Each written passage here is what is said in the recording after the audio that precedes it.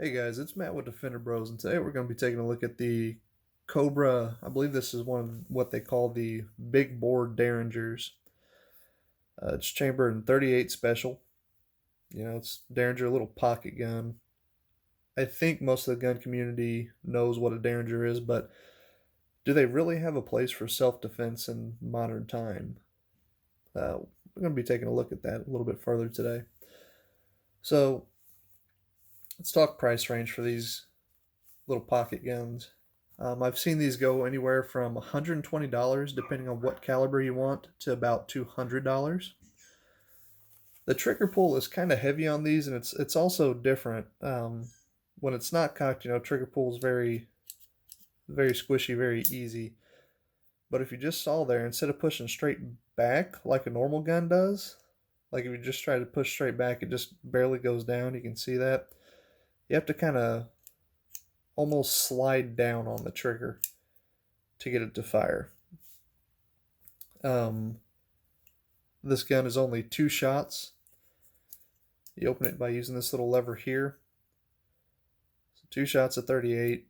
Very short barrel. The sights are, well, they're very basic at best.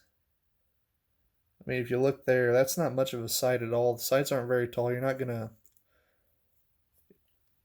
probably not gonna be hitting anybody across the room with this, unless it's a very small room. Now, Derringers were originally made in the Old West for, at least from what I understand, I'm no expert. I'm not Gun Jesus from Forgotten Weapons. I couldn't tell you every little thing about these guns, but they're originally made for shooting somebody across a poker table in saloons when saloon owners were saying, hey, stop bringing your revolvers in here. People keep shooting others over poker games.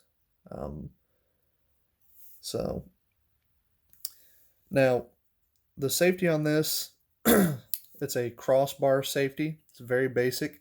It says push to safe, so safety's on right now. If you look, you can kind of see in between that first firing pin and second firing pin.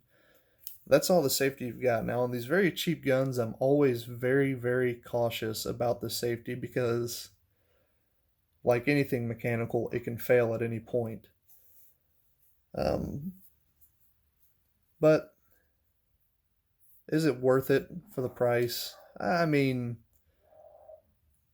it's decent enough, I guess. It's if you absolutely needed a gun and you could find one of these for $100 or $120 compared to, like, I don't know, like a used high point for probably about 150. Honestly, I would probably just save up and get the used high point. um, if only for the fact that you're getting more shots than just two.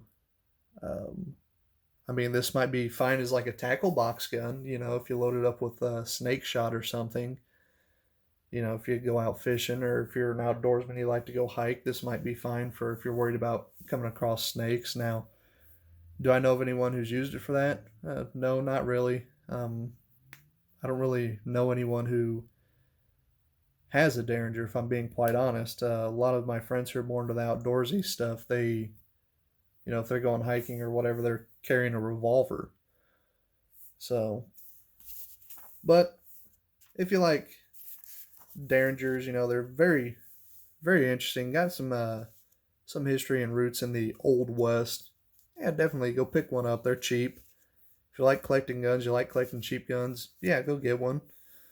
But other than that, I don't know that I'd recommend one of these for personal carry.